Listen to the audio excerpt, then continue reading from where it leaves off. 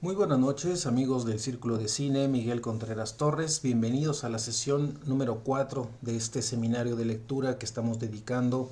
a el cine negro de Roberto Gabaldón. En particular, estamos revisando el libro Al filo del abismo, Roberto Gabaldón y el melodrama negro de Carlos Bonfil, una publicación del 2016, publicada en México por la Secretaría de Cultura, el IMCINE y la Filmoteca de la UNAM. Hoy nos toca revisar el capítulo número 2 que lleva por título Traidora y Mortal, la ciudad y la mujer fatal. En este texto, en este libro muy interesante de Carlos Bonfil sobre el melodrama negro, en particular de Roberto Gabaldón, en el que en estos dos primeros capítulos, está primero en el primer capítulo abordando la definición un tanto problemática, esquiva del término film noir, y en esta el segundo apartado de este libro es en donde va a abordar el tema de la traición y la muerte en las representaciones de la ciudad como ambiente en el filme noir, en el film noir, y por supuesto el papel, la participación de la mujer fatal en este tipo de producciones cinematográficas. Bien, pues vamos a continuar en la revisión de este libro en la página 29, en la que tenemos en la página contraria al inicio de este capítulo un still, una imagen tomada de un instante, un momento de la película La diosa arrodillada, y en la que vemos la representación o la imagen de María Félix en este vestuario en el que lleva una blusa mitad color negro, mitad blanco, un poco mostrando esa dualidad conflictiva y problemática también de su propio carácter en el personaje de esta película, La diosa arrodillada. Ya en el texto, Carlos Bonfil nos dice que, contrariamente a la tradición del melodrama, que va a tener como convención central el mostrar a la mujer en un carácter sufriente y abnegado, víctima de la incomprensión y la perversidad masculina. En el cine negro se van a invertir estos papeles, a pesar de ser todavía aquí el hombre el gran protagonista de estos filmes, en tanto que el hombre aparece como el detective, el delincuente, el policía, el extorsionador o el villano. Ahora la mujer parece siempre pronta a disputarle sus privilegios sociales. En ocasiones lo va a lograr, llegando a someter a sus caprichos la voluntad del hombre. Algunos personajes masculinos van a mostrar aplomo, humor, cinismo en su primera aparición en estas películas. Luego van a sucumbir paulatinamente e irremediablemente al hechizo femenino. No se trata aquí de la típica seducción del melodrama convencional, sino una conjuración perversa cuyo objetivo final, ya sea este declarado o no, eh, será aniquilar todas sus fuerzas, dejándolo emocionalmente inerme, prácticamente desarmado, desarmado, listo para acatar la caprichosa voluntad de su compañera. De este modo, ese no es el caso de todas las cintas del género noir. Hay excepciones notables, como es el caso de la pareja de Bogart y Bacall en la película El sueño eterno de Howard Hawks de 1946, donde en esta película hay no una disputa de esta pareja, sino una lúdica complicidad y un arrojo compartido, pero sí en cintas más oscuras donde la mujer fatal va a estar ilustrada como o con una elocuencia de títulos como Out of the Past o Traidora Inmortal, sin el asomo de esa complejidad o esa sutileza. Ángel o demonio, vehículo de la muerte, corruptora por excelencia, esta mujer fatal va a seducir y engañar sin miramientos al hombre, que al principio va a creerse inmune a estos encantos. La narrativa negra, dice Carlos Bonfil en la página 30, esta narrativa es la expresión máxima de esa guerra de sexos, este intento de exorcizar con representaciones muy misóginas la amenaza que en la década de los 40 y 50 representa la nueva mujer independiente, que va a surgir precisamente de los resultados o los escombros de la guerra, para poder entonces disputarle algunas ventajas de género antes no cuestionadas. Los orígenes mitológicos se pueden rastrear desde la propia representación bíblica de Eva, pasando por Judith o Salomé en el romanticismo tardío.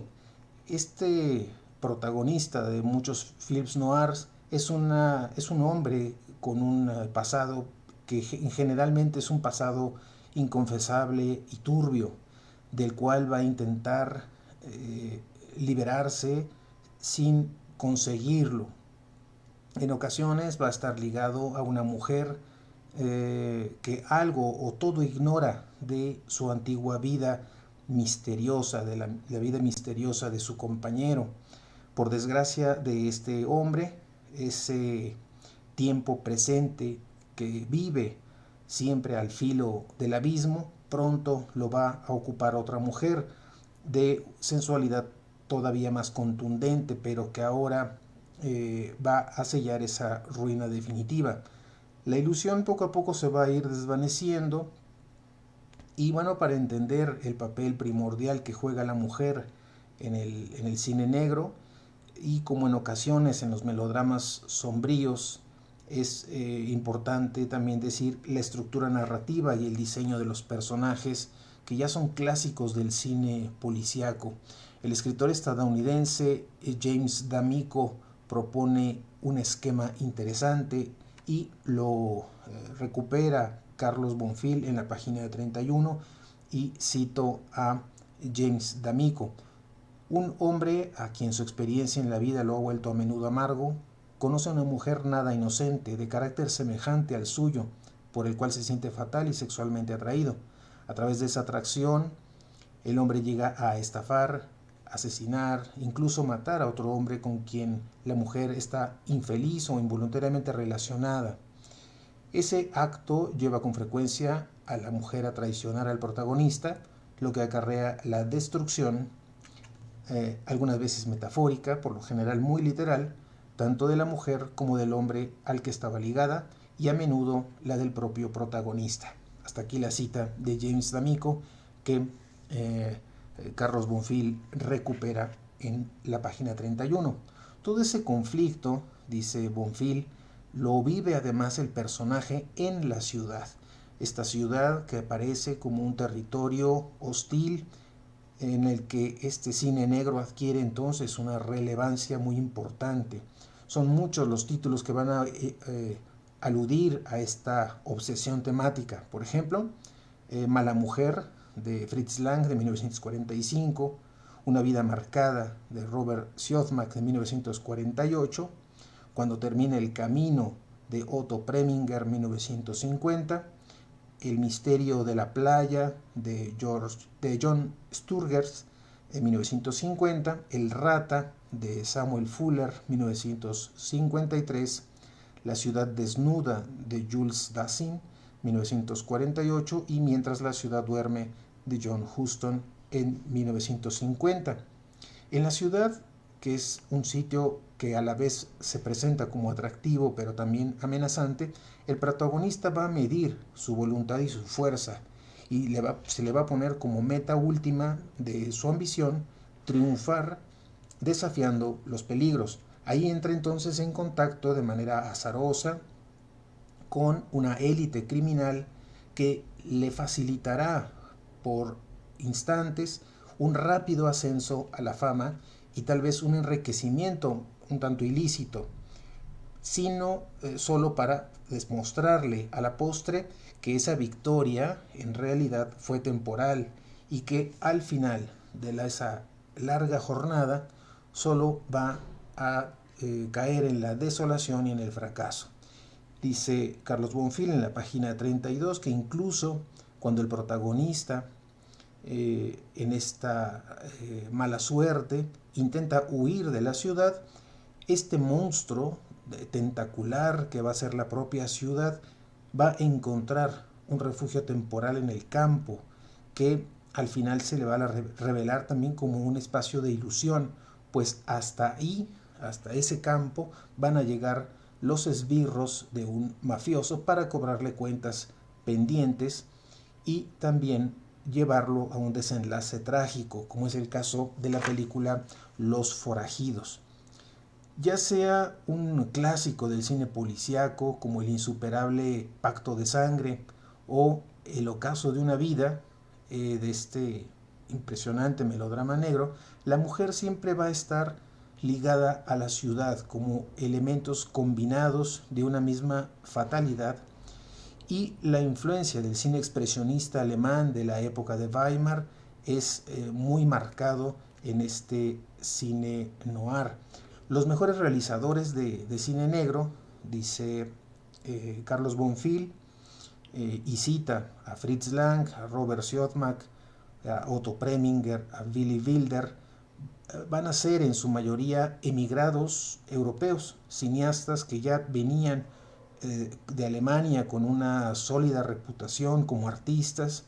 pero que debido al ascenso del nacionalsocialismo y la persecución que existía a los creadores y a los intelectuales, es que van a empezar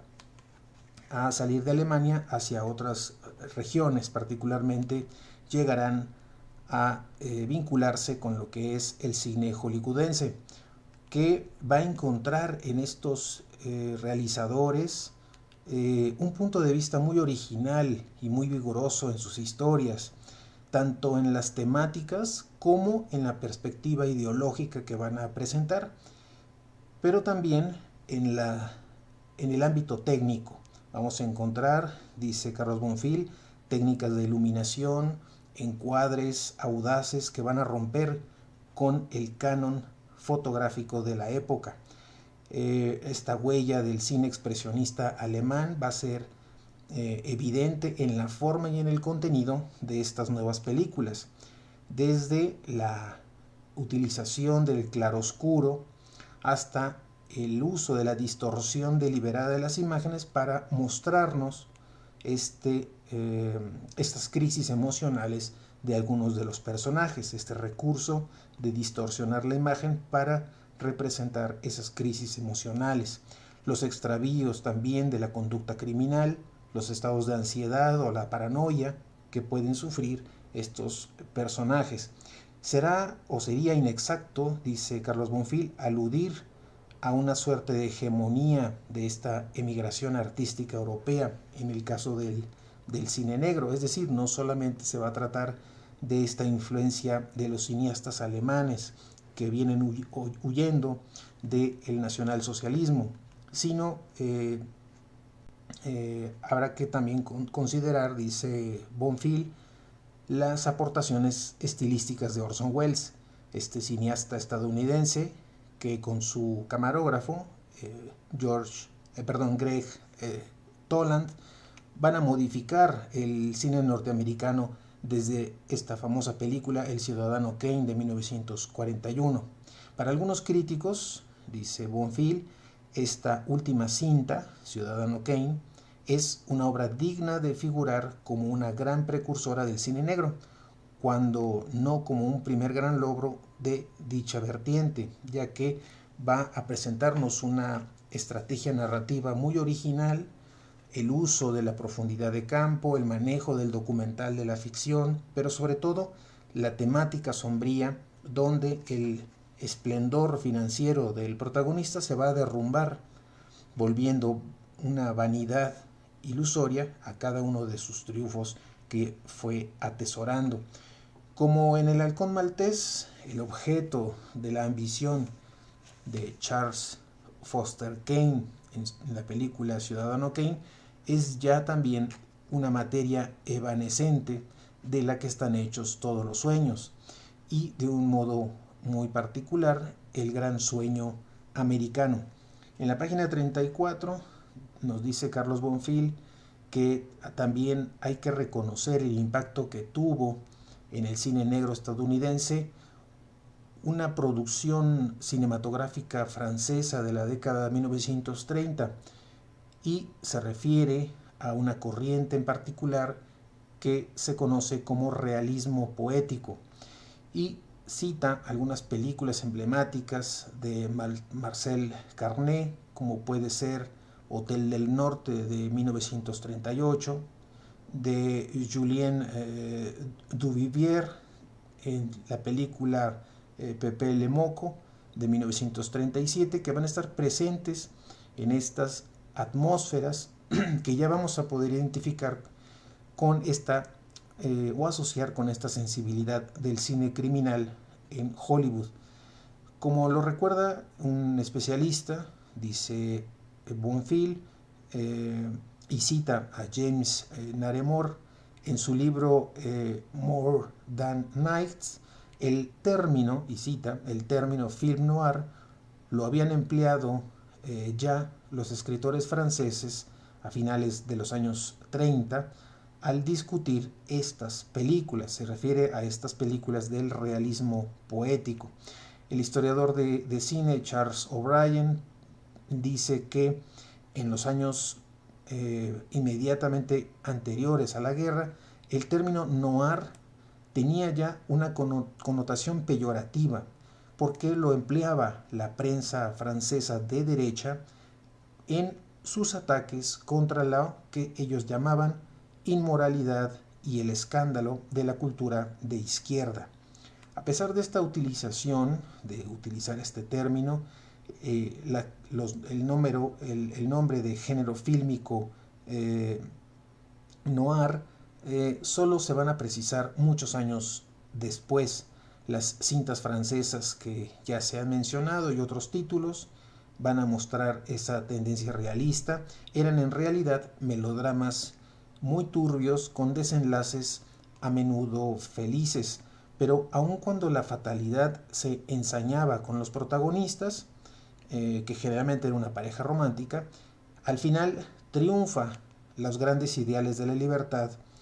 y el melodrama negro francés poseía un contenido muy fuerte de carácter social, en ocasiones de revuelta, y que estaba emparentado con la tradición de la literatura surrealista y el elogio por la pasión carnal y el amor loco. En 1955, los historiadores de cine Raymond Vorde y Etienne Chaumenton van a publicar en su libro Panorama du film noir américain 1941-1953 que este término film noir se va a inscribir con una nueva invención francesa y que va a dar inicio a la revisión de un género hollywoodense que era poco conocido o poco apreciado en ese momento en Europa, y que inmediatamente llamó la atención de los espectadores que estaban buscando nuevas emociones en el cine. En ese terreno, la aceptación que tuvo en los cinéfilos franceses y de la crítica se va a mostrar cómo es que a partir de 1948 el escritor Marcel Duhamel ya había traducido y publicado en una editorial llamada Gallimard varias novelas policíacas hard-boiled estadounidenses que se van a integrar a una colección que va a llevar por título Serie Noir.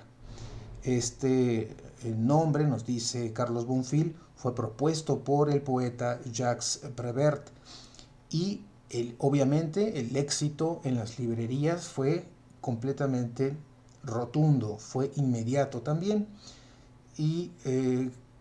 habla un poco Bonfil de las características de estas publicaciones. Era un fondo la portada, un fondo totalmente negro, en la que destacan con letras amarillas y muy vistosas el nombre del autor, el título de la obra y el sello editorial. Esta colección de novelas noir se hicieron realmente mitológicas y populares. No solo daba a conocer autores como Dashiell Hammett, Raymond Chandler, James Cain, Horace McCoy o James Hadley Chase, sino también nuevos escritores franceses que eran adictos a este género policíaco conocido de manera general como polar. Con esa tradición francesa que ya estaba muy afianzada no solo en el cine, sino también en la literatura, y con el reconocimiento de este valor literario de esas narrativas que ya estaban publicándose en Estados Unidos, ahora el llamado cine noir norteamericano en la década de los 40 y los 50 empezaría a gozar poco a poco de un mayor prestigio artístico. Termina su capítulo Carlos Bonfil diciendo en la página 35 que no sorprende que en los Estados Unidos haya cambiado poco a poco esta percepción de un género policíaco hasta que en la década de los 70 se presentara ya un reconocimiento global después de esta revisión que hicieron los críticos a sus obras más representativas, y señala como elemento importante el nacimiento de este término film noir, que curiosamente coincide con la aparición en Francia de otra nueva categoría de cine, que era este cine de autor que vamos a conocer en ese momento como la nueva ola francesa. Hay una coincidencia temporal de la presencia ya muy importante del cine noir en Estados Unidos con también la nueva ola francesa en este nuevo cine de autor que empieza a producirse. Entonces habla Bonfil de una doble influencia. Por un lado, el expresionismo alemán, de estos artistas que, huyendo de el nacionalsocialismo, llegan a Estados Unidos, pero por otro lado también otra influencia importante será esta denominada realismo poético en la literatura y que después también va desarrollándose en el cine. Y bueno, como es que estas dos grandes influencias